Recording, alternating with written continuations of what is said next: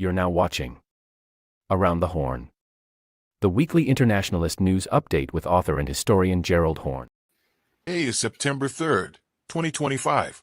Welcome everyone to the weekly series entitled Around the Horne, which is an internationalist news update with historian and Professor Gerald Horne. Dr. Horne's latest book, which is available on the International Publisher's website, is entitled The Capital of Slavery, Washington, D.C., from 1800 to 1865. Dr. Horne is also a permanent guest on the radio show, The Horne Report, which airs on Black Power 96 Radio on Sundays at 3:30 p.m. Eastern Time, and Dr. Horne also hosts a radio show entitled Freedom Now, which airs on KPFK 90.7 FM in Los Angeles on Saturdays at 11 a.m. Pacific. And replays of both shows can be found on the Activist News Network. And check out the latest edition of Around the Horne, the Around the Horne Substack, entitled Notes from Around the Horne, which is a weekly list of some of the articles reviewed by Dr. Horne in preparation for each week's show. The link can be found in the description of this show. Dr. Horne, thank you for coming back on the show, and welcome back to Around the Horne. Thank you for inviting me. And the theme for today's show is the New World Order, and to that end, we wanted to play the refrain Curtis Mayfield's song New World Order to frame today's show. Horne, speaking of a New World Order, we want to ask you about the Shanghai Cooperation Organization, Tianjin Summit, and China's V-Day commemorations in Beijing. The Shanghai Cooperation Organization, the SCO, summit is being held in Tianjin from August 31st to September 1st.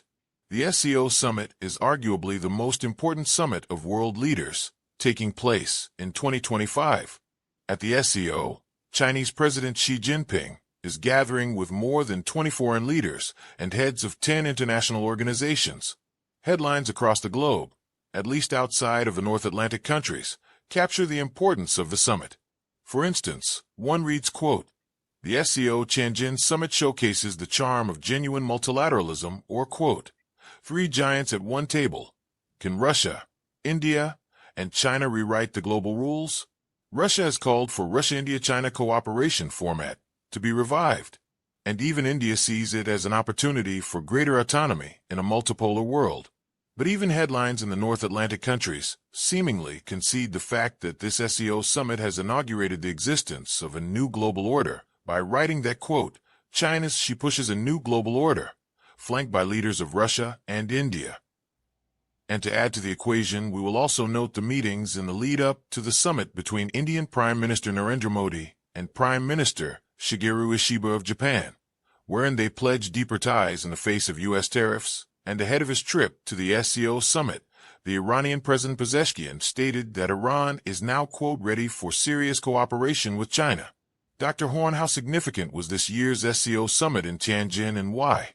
And are these headlines from the global majority exaggerating by declaring that China, Russia, and India have rewritten the global rules, and that the SCO summit was an inauguration of sorts of a new global order?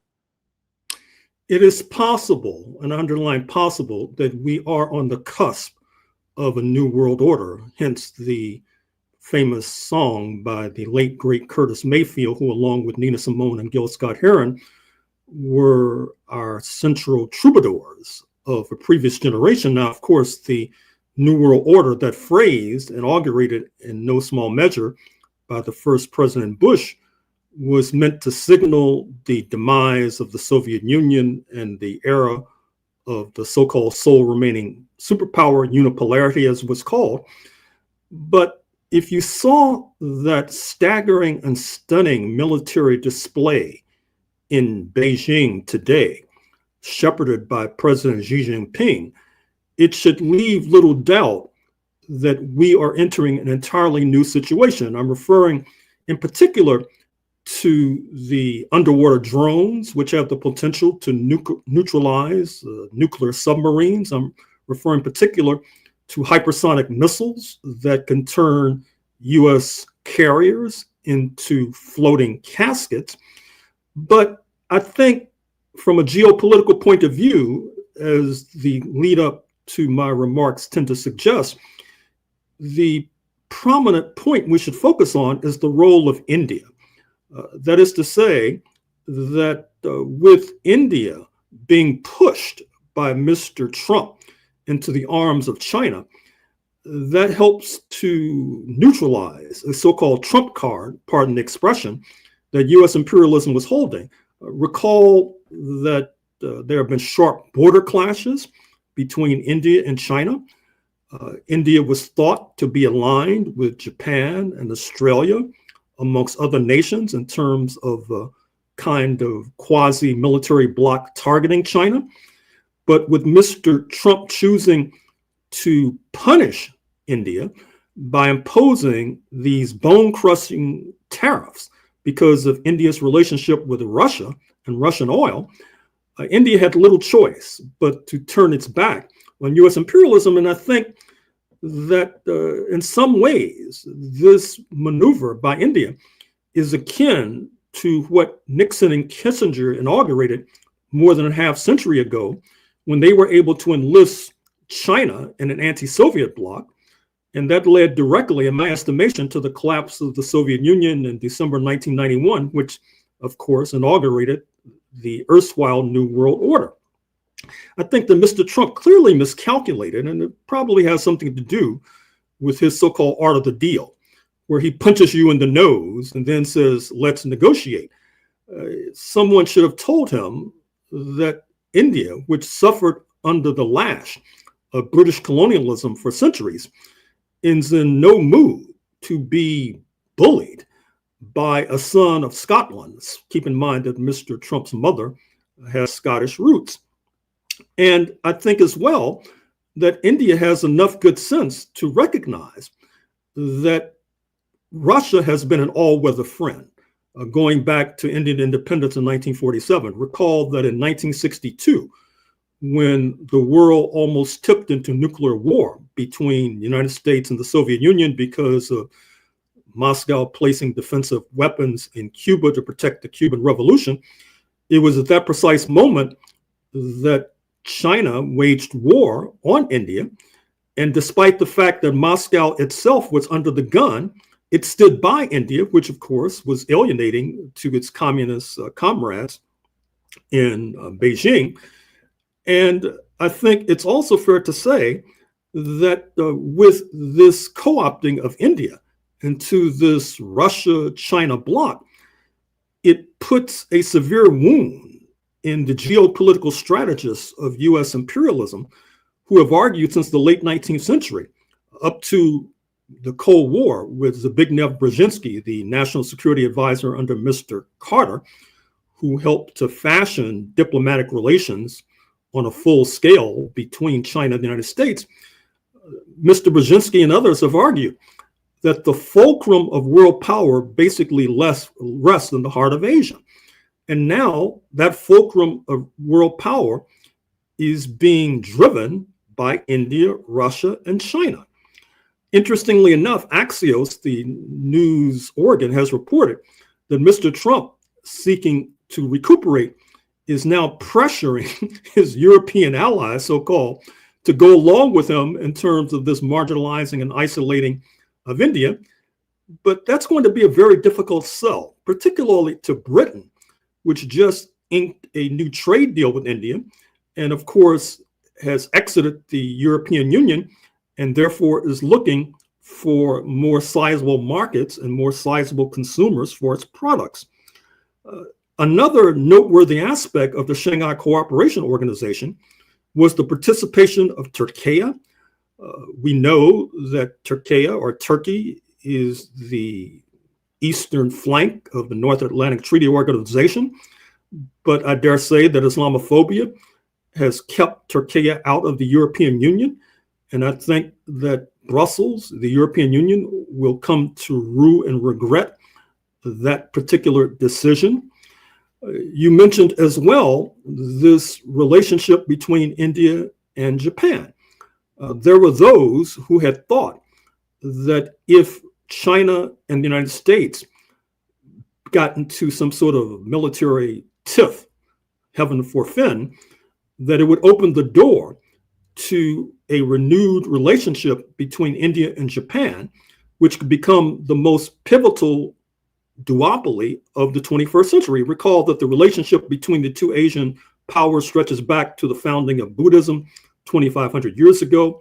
We recall that during World War II, an Indian national hero, speaking of Subhash Chandra Bose, fought shoulder to shoulder with the Japanese military during World War II. We recall that during the Tokyo war crimes trials, the only Indian judge on that panel that tried the leaders of Japan for its war crimes, that not only was he opposed to the majority, which sent some of the Japanese leaders to the gallows, but also when the defendants entered the courtroom, he stood up, as opposed to the defendants standing up when the judge enters the courtroom, showing his respect for these folks who many consider to be war criminals. And if you stroll down an avenue in New Delhi today, you should not be surprised to see numerous vehicles that carry the name Suzuki Maruti, Suzuki being the Japanese auto manufacturer, not too much of a presence here in North America, but a deep presence in India, and Maruti being the name of a Hindu deity. So this relationship between Japan and India must be watched, not least because ultimately it could be turned against the People's Republic of China if China is not careful, given its bones of contention with both Tokyo and New Delhi, historically at least. I should also mention that Japan, parenthetically, has been quite active of late. It hosted a major summit of African leaders just a few days ago, and it pledged to train 30,000 African specialists in the emerging field of artificial intelligence. Emerson Mnangagwa, the leader of Zimbabwe, was present at both the Yokohama Summit of African leaders in Japan, as well as the September 3rd memorial or anniversary of the 80th anniversary of the victory over Japanese militarism. And he was one of only a few African leaders present. And of course, China has been Zimbabwe's most important ally ever since independence in 1980. It's not premature to begin to project what might be the ultimate consequences of this emerging New World Order. We know that the old New World Order, so to speak, eventuated with the breakup of the Soviet Union. It's not premature to begin wondering what will be the fate of the United States of America. We all know about how the slave-owning states tried to secede in 1861, leading to 800,000 deaths and a bloody civil war. Some may have forgotten that during the War of 1812, many of the New England states were contemplating seceding from the United States because they thought the Union was heavily dominated by enslavers who were always plunging the nation into foreign conflicts, which happened to be true. We know that there are secessionists still in Texas, that is to say, those who would like to see Texas secede from the United States of America. We should not necessarily eliminate that possibility, although we should be opposed to it. But we should welcome the idea that Hawaii, the 50th and presumed final state, which has very strong sovereigntist leanings, may choose to opt out of this United States of America, which could be of monumental importance and magnitude. Once again, it's not premature to begin looking ahead with regard to some of these eventualities. And I should also say that with regard to our movement, that this new international situation has potential. That is to say that because of the mishaps by Mr. Trump, it's already causing rumblings in the US ruling elite. In today's Financial Times of London, Ray Dalio, part of the 1% or 0.0001%, a major hedge fund billionaire, has criticized Mr. Trump sharply. There's unease about his attempt to take over the central bank by firing Black woman banker Lisa Cook, for example. Already you see the dollar depreciating. You see the United States has to offer higher interest rates in order for its treasury bills to be purchased on the open market. And I should also say in that regard that one of the outcomes of the SCO, the Shanghai Cooperation Organization meeting, which preceded this monumental military parade in Beijing today, was to set up a SCO bank. And some of you may wonder, isn't there already a BRICS bank, Brazil, Russia, India, China, South Africa?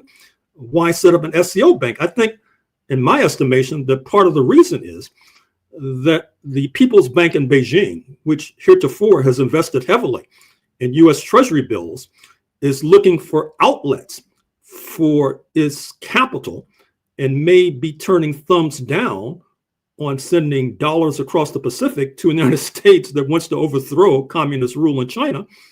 And of course, those loans from China help to support everything from the post office to the Pentagon, and is redirecting capital to these SCO bank, the SCO bank, the BRICS bank, et cetera, which of course will be a boon ultimately to Africa, to the Caribbean in particular.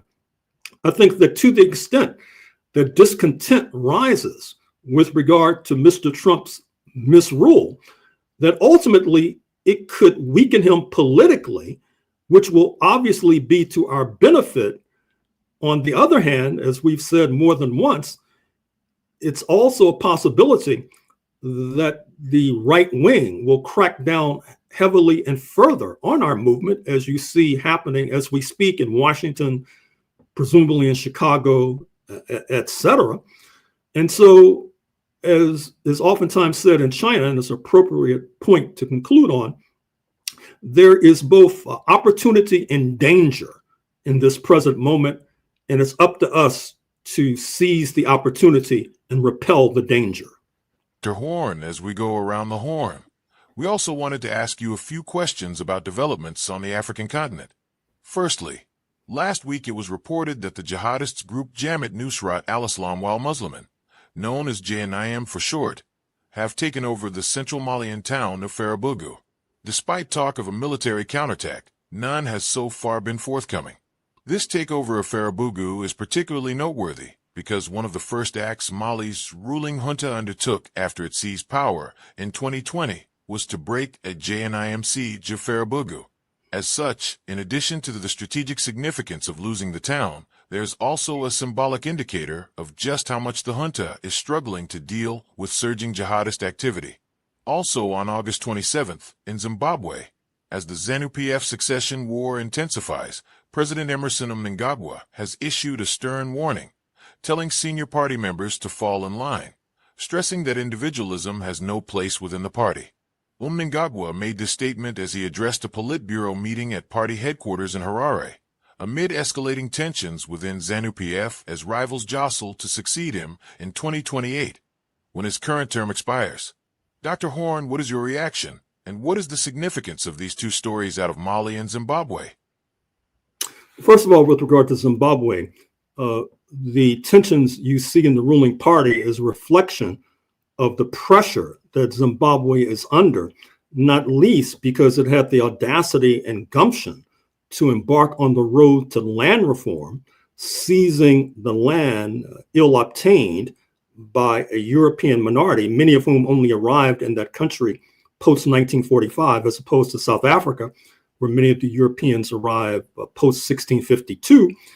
And as a result of the economic crisis continuing, as a result of sanctions, it's helped to exacerbate political tensions. Recall that those political tensions led to the rise of President Mnangagwa in the first instance, when the founding father, Robert Mugabe, was driven out of office in what could be called fairly a kind of palace coup. And we should also say that our movement in this country has not lived up to its responsibilities necessarily in terms of extending solidarity across the Atlantic like we did during the run-up to South African independence in 1994. And certainly we need a resuscitation of those Pan-Africanist solidarity movements. Hopefully that revival will occur as a result of this all-important meeting that we've been touting for months now, taking place in Ethiopia in the next week or so, featuring face-to-face meetings between the 4 dozen plus membership of the African Union, and of course the Caribbean community featuring Jamaica, Barbados, Trinidad, etc. Now, with regard to Mali, once again, this is quite worrisome. It's worrisome because it also afflicts neighboring Burkina Faso, speaking of this religious zealotry, and to a degree afflicts the third member of the Troika, speaking of Niger as well. We've been stressing on this program the noxious role of the United Arab Emirates, but I think we need to expand the remit to include Morocco as well. Morocco, which has very close relations with both France and the United States, and China too, in all fairness, but has very negative relations with Algeria.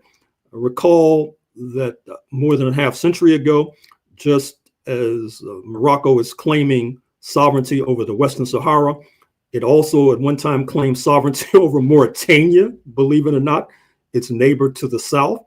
Indeed, there's an interesting story to be told from the Reagan years, whereby the National Security Advisor under Mr. Reagan, speaking of William Clark, he was so confused, which is not surprising in Washington, that he was about to overthrow a U.S. ally in Mauritania because he confused it with the progressive regime of Mauritius, the archipelago in the Indian Ocean that's also part of the African Union. Fortunately, he was caught at the last second, but it's that kind of ignorance that continues to afflict U.S. policy towards the African continent. But on the other hand, that kind of ignorance not only should be combated, but it also should be put in the dock by a revived and resuscitated African solidarity movement. Dr. Horne, as we go around the horn, we also wanted to ask you about elections in Guyana. This past Monday, September 1st, the Guyanese cast their ballots, not only in the middle of an oil boom, and as you outlined earlier, a churning of the global order, whereby U.S. and Wall Street imperialism have their wicked tentacles and puppet strings in full display. In fact, yesterday, Tuesday, September 2nd, the U.S. military killed 11 Venezuelans in a strike on an alleged drug boat leaving Venezuela, a significant escalation and provocation against Venezuela. Dr. Horne, with Guyana's election results expected tomorrow, Thursday, September 4th, and with the U.S. also trying to use Guyana to provoke an armed conflict with Venezuela, and ExxonMobil licking its lips to extract all of the oil and wealth from Guyana. What is at stake in this election? What is at stake is what was just indicated. That is to say, the United States trying to get its grubby little paws, not only on Guyanese oil, but on the oil of neighboring Venezuela. I should also mention the fact that Marco Rubio, the U.S. Secretary of State, has jetted to Mexico City this week, where this policy of the United States attacking foreign nationals under the guise of combating drug dealing, he expects to impose that bloody strategy in Mexico over the protestation of President Sheinbaum. He's also expected to go to oil-producing Ecuador with the same loony idea in mind. And I should also mention that Mexico historically has been an oil producer as well. In fact, part of the contention between Mexico City and Washington, going back to the leadership of President Cardenas in the late 1930s, was precisely Mexico seeking to retain sovereignty over oil production against the thrusts and lances of the oil giants here in the United States of America. As I've said more than once, Guyana is a nation very close to my heart. I was present there some decades ago for the trial of Walter Rodney. Recall that that great historian was assassinated by the Forbes-Burnham regime in 1980, not least because he was perceived as a political opponent, quite correctly, to Burnham's neo-colonialism. But in any case, with regard to the present crisis, which features not only a flotilla of the Pentagon in the waters off Caracas, but also reportedly a nuclear submarine, we should raise insistently and loudly the slogan, "Hands off Venezuela." Horne, as we go around the horn, We also want to talk to you about the headline from the Wall Street Journal this past Sunday, August 31st, that, quote, Black Americans are losing jobs in a warning for the economy. The Wall Street Journal goes on to report that unemployment among Black people has reached its highest level since 2021. Unemployment in the U.S. remains historically low at 4.2%. Yet Black workers are living in a different reality. Unemployment for Black Americans has surged to 7.2%, the highest level since October 2021, when the job market was still recovering from the pandemic. The Wall Street Journal noted that the drop in employment is a warning sign for the labor market and threatens to unravel employment gains made by Black workers during and after the pandemic. Dr. Horne, what is your reaction to this news? And what do you make of the fact that Black unemployment has reached historically high levels? Well, only the naive and those who are not paying attention should be shocked or surprised by that alarming story, because as we said more than once on this program, there's a fundamental contradiction in terms of the construction of the United States of America. That is to say that because of its objective circumstance featuring cruel exploitation, the unpaid sector of the working class, speaking of, first of all, the enslaved Africans and then their descendants, have been forced into militant class struggle. On the other hand, settler colonialism has involved class collaboration, and this is a very difficult match, this match between class collaboration on the one hand and class struggle on the other.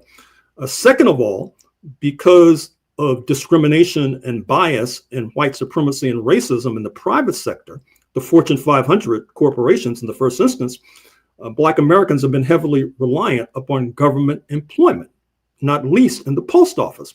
But with Mr. Trump waging holy war against federal workers, for example, stripping government workers of collective bargaining rights, this has disproportionately hit and harmed the Black sector of the working class. And finally, we know that fascism, above all, involves a turn towards racism and war. We've alluded to the war equation with regard to that story about Venezuela. With regard to racism, it's not only the disproportionate unemployment of Black Americans is Mr. Trump targeting cities with sizable Black populations, but more than that, cities with Black mayors. You should pay attention to the fact that somehow escaping the attention of Mr. Trump thus far is the city of Detroit, oftentimes touted as the Blackest city in the United States of America, a city that has a heroic history of class struggle, particularly in the auto industry during the heyday of the United Auto Workers. How do you explain this apparent anomaly? Well, Detroit, despite the fact that it has a Black majority, does not have a Black mayor.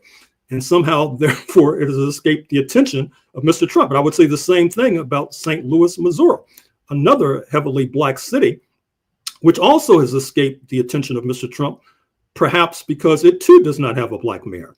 So Black folk are under the gun in the United States of America. Like Venezuela, we too merit and deserve international solidarity. And I'm sure that that solidarity will be forthcoming sooner rather than later, but I'm afraid we've reached the end of the road. We state these facts only to let you know that those of us who are revolutionary, Pan-Africanists, is not because we love revolution. It is historically determined, and we have no alternative but to follow history and to use history for the benefit of our people. Power to the people.